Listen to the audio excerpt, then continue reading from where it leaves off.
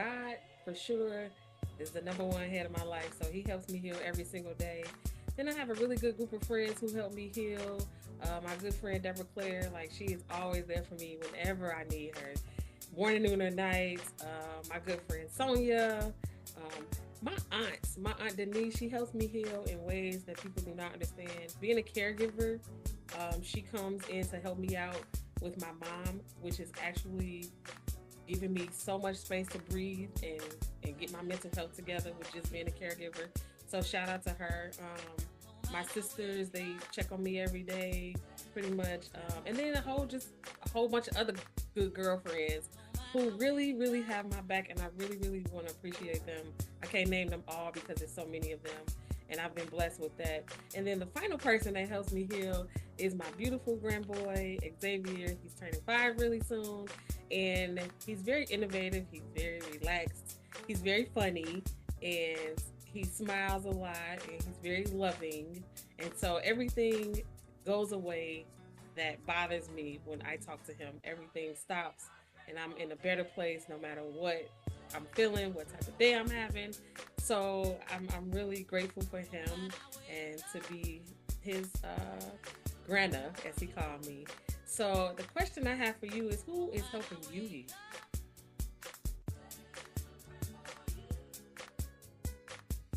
That's a great question, a loaded question. The question infers that somewhere along the line there was brokenness, right? You don't need to heal something that wasn't broken or wounded. And so I kind of just want to level the playing field that all of us, no matter who we are, how old we are, what we've been through, all of us have experienced brokenness and have been wounded.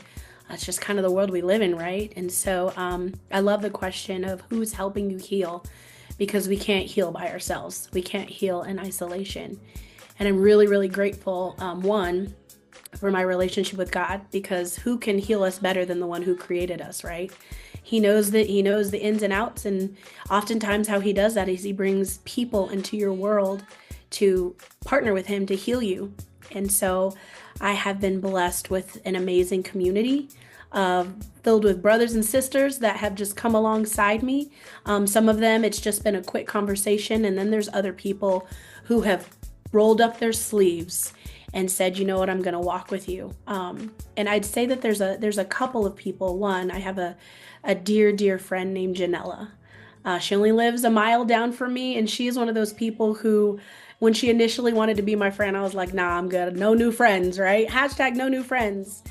But I needed a new friend. She ended up being a big sister, a confidant. She prays with me. She holds me accountable. She lets me be real and raw. I don't have to be filtered, Erica, aunt with her. She encourages me. She reminds me who I am, what my purpose is. And so you need people who love you enough to say the hard things. You need people who see who you really are despite how you might be acting in the moment.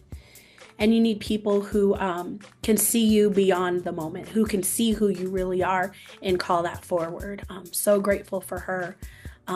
One specific example is in 2023, I lost my dad, and it was under really bad circumstances.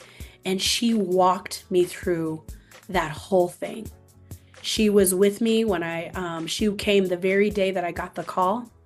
She helped walk me through the conversations around some of his missteps and pitfalls as a father. She made meals for me. She checked on me. The most vulnerable moment and the moment I knew she was my ride or die is she stood right beside me when they were closing the lid on the casket.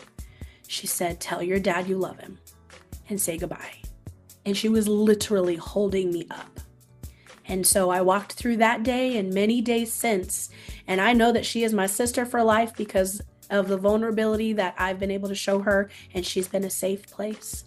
I'd say another, not an individual, but a group of people who have helped me heal, and it's connected to my relationship with my dad, is that God has brought healthy, stable men into my life to be brothers, to be fathers, to be uncles.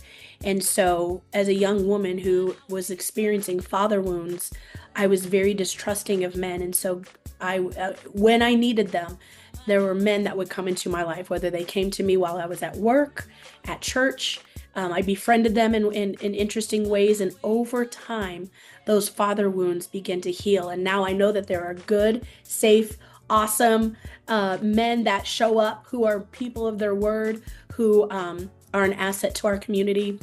And I would say that Adam, Mr. Adam, is one of them. He is a great man, and so I would include him in the collective of men that have also helped me heal.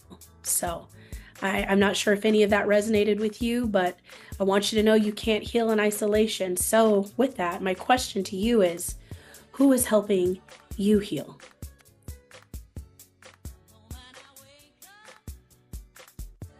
Those people include people like Mr. Adam, who I could kind of like, what about this? You know, when I'm looking for operational support from camp, or Miss Elena Beard, who just recently became a key part in my life. My husband, one of your former campers, Claire Schaefer, who is definitely can be my eyes and ears. And I say they have a certain spirit of discernment that I just don't have, because I have such an open and giving heart. I'm a servant leader at the end of the day.